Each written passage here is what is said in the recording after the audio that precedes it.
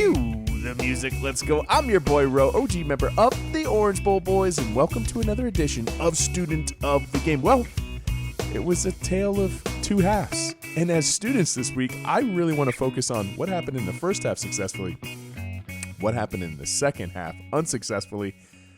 But this is Miami's first passing touchdown of the game. 3-by-1 set. Here you go. North Carolina's just going to lose track of this right here. Now, Tyler initially is going to look down the middle of the field. He's checking the secondary coverage just to see what he has. He's got a good idea what he has. Now his head turns over. Now, a lot of people, and I've heard this online, this criticism, and we'll tackle it inch by inch. I've watched Tyler now for the better part of 3 seasons. This is kind of a triangle read.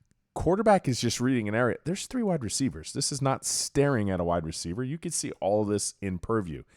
Right now, it's too late. North Carolina gets rubbed out. That sounds funny, but whatever. We're going to keep that in there this week. He gets picked. You're going to see the route coming up. Touchdown. Bang. 7 points. It is now 7-7, but here you go. A little rubbing is racing. So basically going to go ahead. 2 in-breaking routes. They're taking that bang 8, those skinny posts, and he's just taking that out and up on the outside. Hey, Sebastian knows. Attaboy. It's going to go downhill, though.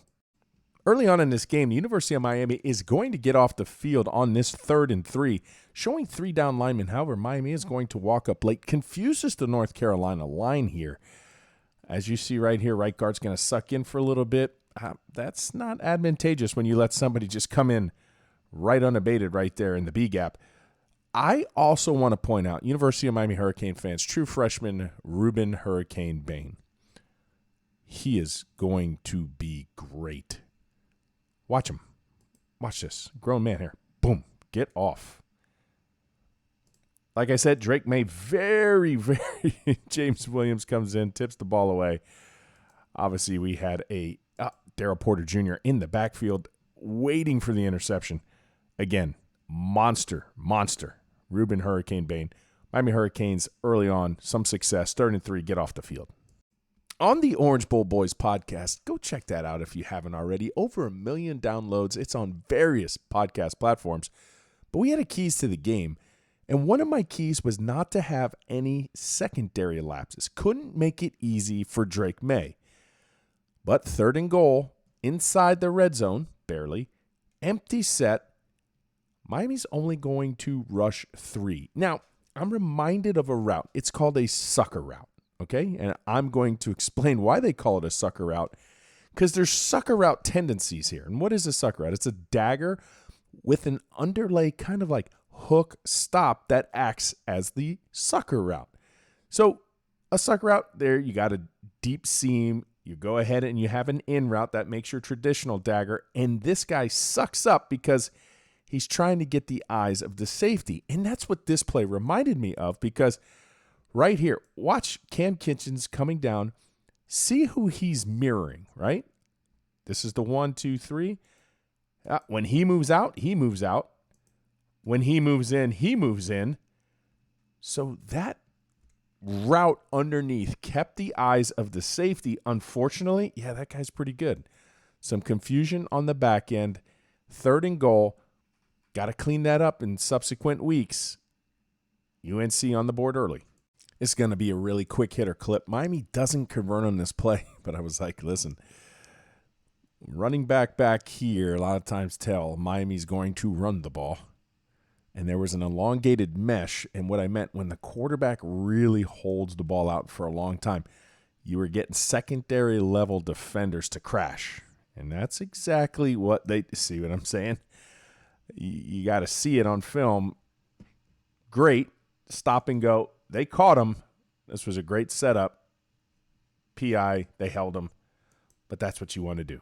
That elongated mesh, we said it last week, was sucking up secondary level defenders. Need a play action off that. There was the play action. Off and running.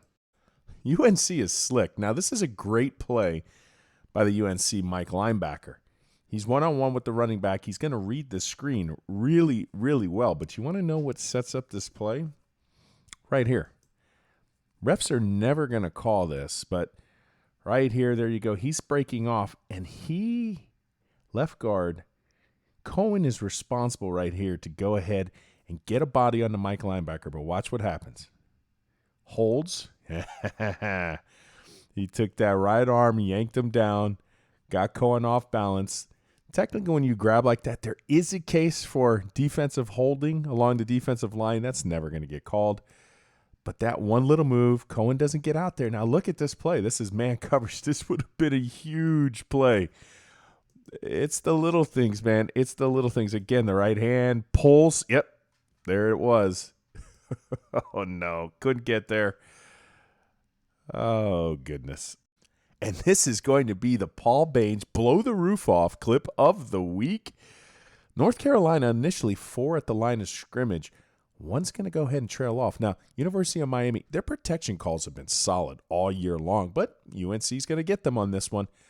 You see right here, they're initially going to go ahead and try to fan this out to the right. Now, somebody from the secondary is coming. A lot of instances this year, the running back's going to go ahead and look to protect first, then get out. So right here, you have 3 offensive linemen on one kicks out. Running backs leaving early. Somebody's taking a shot. Maybe we look for work a little bit earlier on this one. You never know. Tyler knows he's going to take a shot right around here. This is the window. This is the anticipation. I like Xavier Restrepo. Hey, he's open down there. But Tyler has other plans. And it's going to go up top. What a recovery right here from Jacoby George. Look at his speed. Bam. Bang. I absolutely love that play. Again, knowing you're about to take a shot, offensive line's 3-on-1. Somebody comes free. One of those rare instances this year where the protection call is not there. And again, staring at one wide receiver. Look, there's 4. There's 4 right here. Just read the field, throw it up. Back foot balling, y'all. Pretty. Bange. There's great play calling and great play design. You come out of a muddle huddle, 3rd and 1. I mean, just look at the formation. Everybody along the line, University of Miami can't adapt quick enough, and this is how you go ahead and steal one. Toss it off. Easy peasy, lemon squeezy. 14-14 at this point. UNC, again, sneaky little team. Now, back to one of my keys on the OBB. You couldn't make it easy for Drake May with coverage busts in the secondary.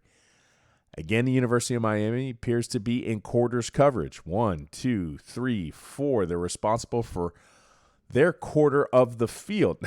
One of the combos I just love that obliterates quarters coverage is 2-8s, 88. Post and post. Because obviously you're going to see one post occupy the safety, and this backside post habitually is what flies open against this corner because he's got to leverage his sideline. He can't really let anything get outside of him. So that's not even what happens here.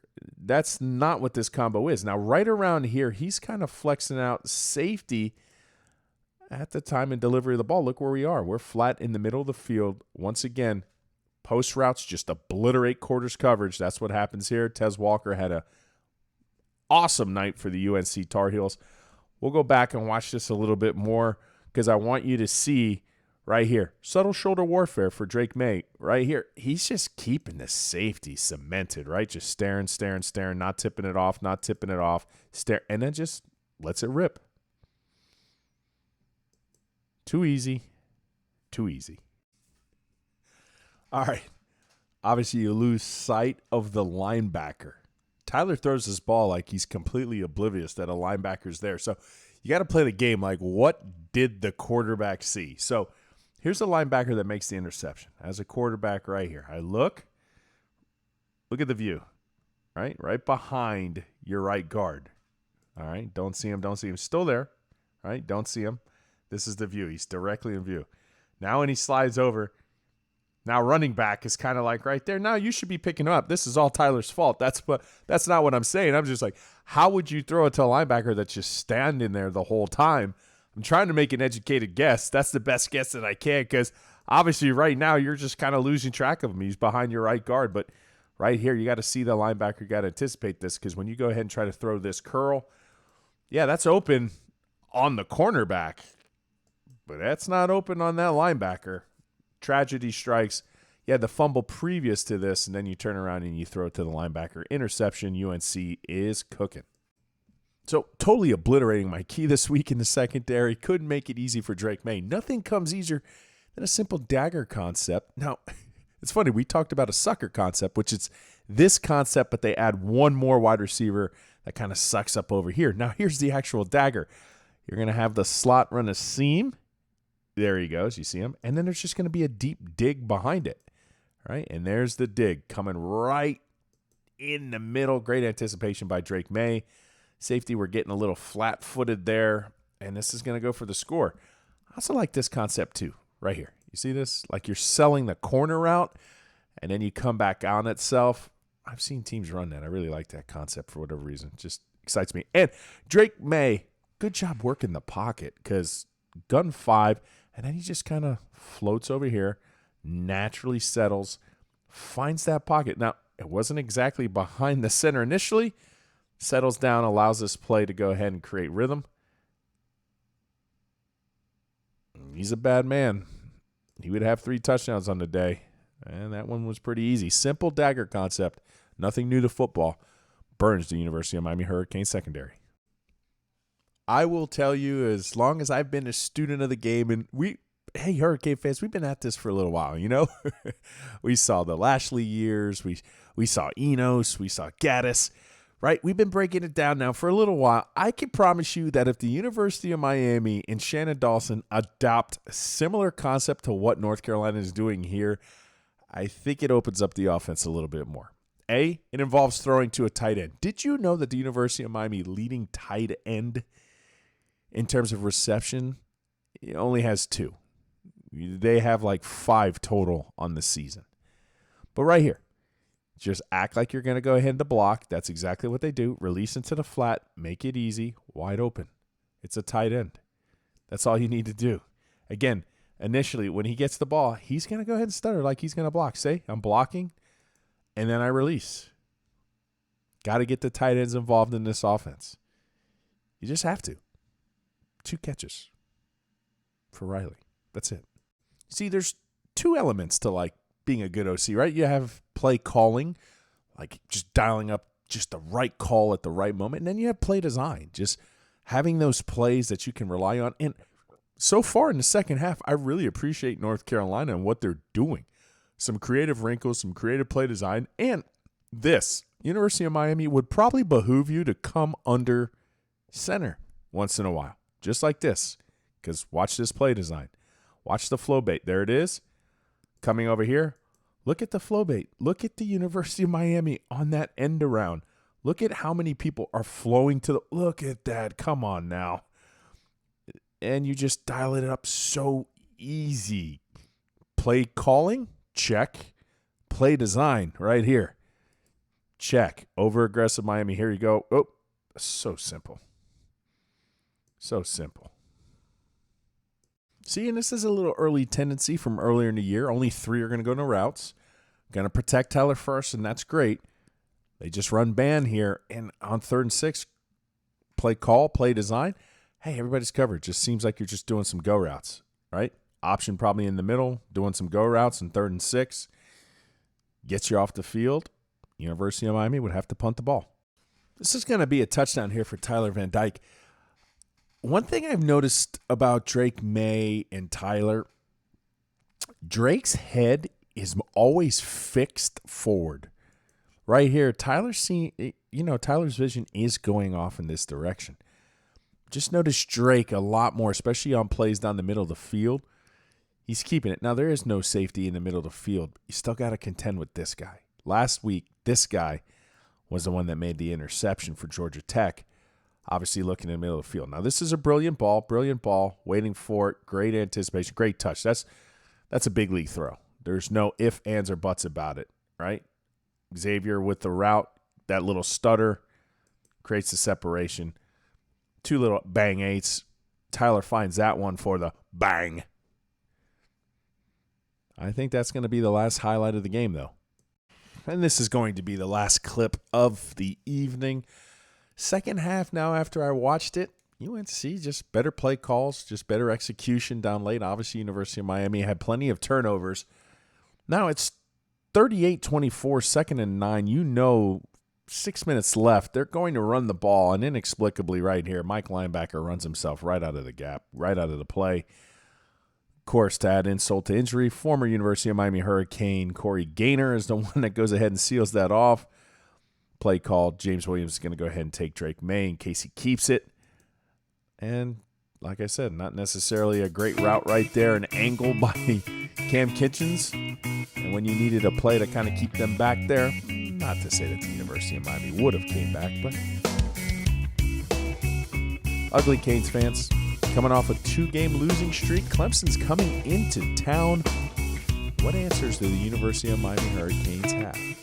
For the last time, I'm your boy Ro, OG member of the Orange Bowl Boys. Stay safe out there, my friends.